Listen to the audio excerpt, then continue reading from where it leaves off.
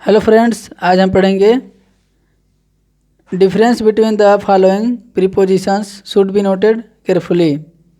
यानी निम्न प्रीपोजिशंस में अंतर पर ध्यान दें, क्योंकि ये जो भी प्रीपोजिशन है ये इन दोनों का अर्थ एक ही होता है, लेकिन इनका यूज अलग अलग होता है, जो कि हम गलतियां कर देते हैं। इसलिए हमें यह दोनों में अंतर समझना ज़रूरी है, चाहे इन या इनटू हो, या फिर आन या अपान हो, फिर बाय विथ, या फिर सिंस फॉर। ये जो भी हैं इन सब को हमें अच्छे से समझना है कि इनमें क्या अंतर है, कहाँ पर किसका प्रयोग होगा। इसलिए आप वीडियो को लास्ट तक देखिए ताकि आपको अच्छे से समझ आ जाए। तो चलिए शुरू करते हैं। पहला, इन और इनटू दोनों का प्रयोग में के अर्थ में होता है, यानी इन और इनटू दोनों का अर्थ में होता है। इनका प्रयोग ऐसी व्यक्ति या वस्तु के लिए होता है जो पहले से ही अंदर मौजूद है। जैसे पहला देखेंगे, we were playing cards in the room, यानी हम लोग रूम में कार्ड्स खेल रहे हैं, यानी पहले से हम लोग रूम में मौजूद हैं।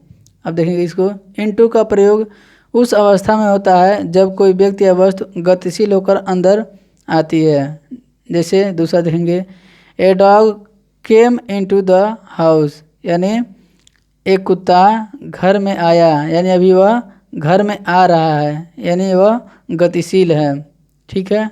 अब देखेंगे दूसरा, आन और अपान, इनका प्रयोग कहाँ होता है, तो दोनों का अर्थ है ऊपर, यानी आन और अपान दोनों का अर्थ ऊपर होता है। आन ऐसी व्यक्ति या वस्तु के लिए प्रयोग किया जाता है जो पहले से ही किसी वस्तु के ऊपर स्थित है। जैसे the books are lying on the table, यानी कोई वस्तु पहले से ही किसी वस्तु के ऊपर रहती है तो वहाँ पर आन का प्रयोग होता है। जैसे किताब जो है वह मेज़ पर पड़ी हुई हैं, यानी पहले से वहाँ पर रखी गई हैं। अब देखेंगे, अपान का प्रयोग ऐसी अवस्था में किया जाता है जब कोई वस्तु गतिशील होकर किसी अन्य स्थान पर स्थित हो जाती है। जैसे ही through the books upon the desk, यानी इसमें कहा है अपान का प्रयोग उस अवस्था में होता है जब कोई वस्तु गतिशील होकर किसी अन्य वस्तु पर स्थित हो जाती है। जैसे उसने किताबों को डेस्क पर फेंक दिया। ठीक है, तो यहाँ पर अपान का प्रयोग हुआ है क्योंकि यह गतिशील अवस्था में था। तीसरा हम देखेंगे, बाय और विथ का प्रयोग, यानी बाय और विथ का प्रयोग।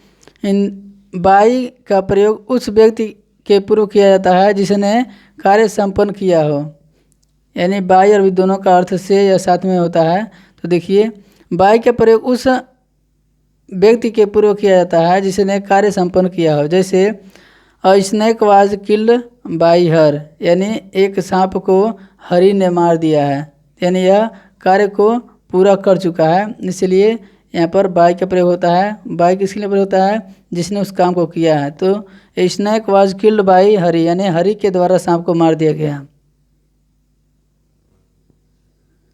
विथ का प्रयोग उस स्थान को दर्शाता है जिससे कार्य पूरा हुआ है, यानी विथ का प्रयोग वहाँ पर होता है जो यह दर्शाता है कि वह किसके द्वारा कार्य पूरा हुआ। जैसे a letter was written by him with a black pen, यानी एक पत्र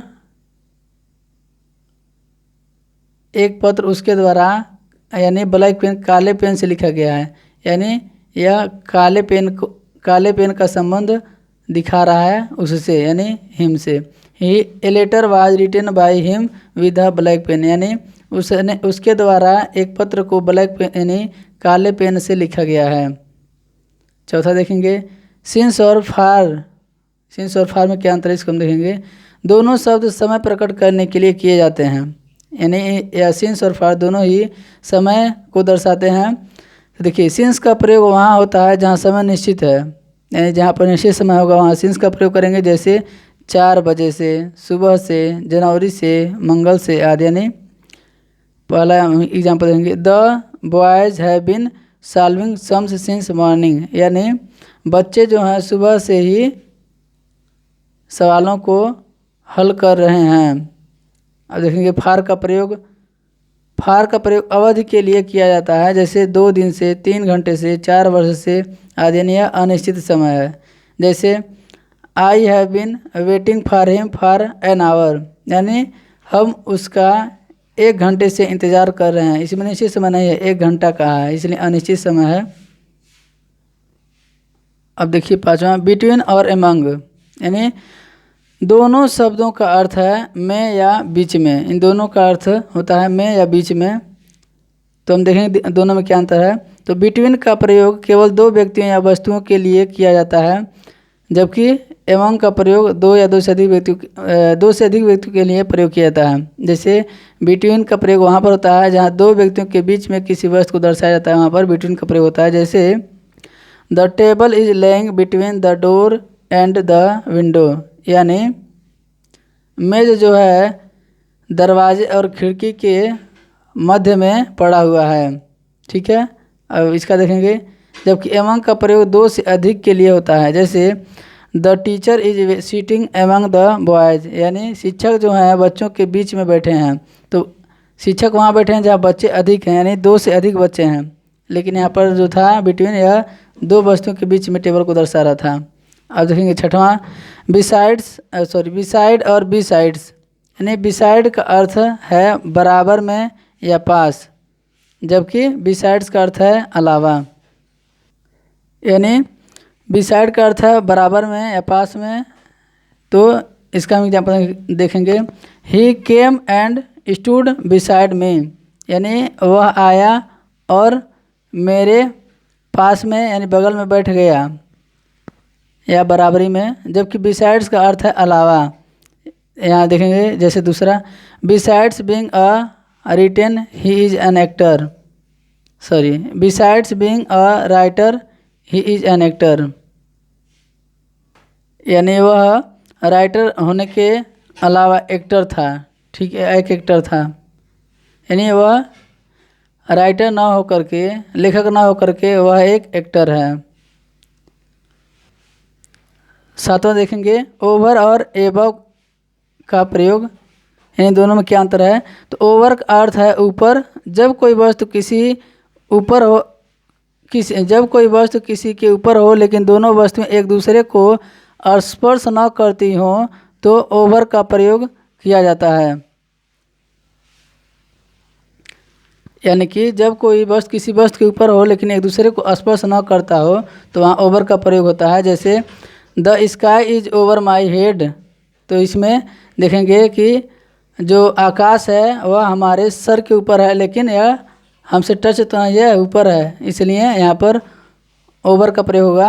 अब देखेंगे एवव का, लेकिन एवव स्थान या स्तर का बोध कराता है। जैसे पहले हम इसका एग्जाम्पल देख लेंगे ओवर का। In studies Ramesh is एवव all the other students, यहाँ बता दें आपको एग्जाम्पल, इसका यह एग्जाम्पल है एवव का। लेकिन एवव स्थान या स्तर का बोध कराता है। जैसे पहला, in studies Ramesh is एवव all other students of the class, यानी रमेश जो है पढ़ाई में क्लास में सबसे आगे है। दूसरा, ही स्पेंड्स एवव हिज मीन्स, यानी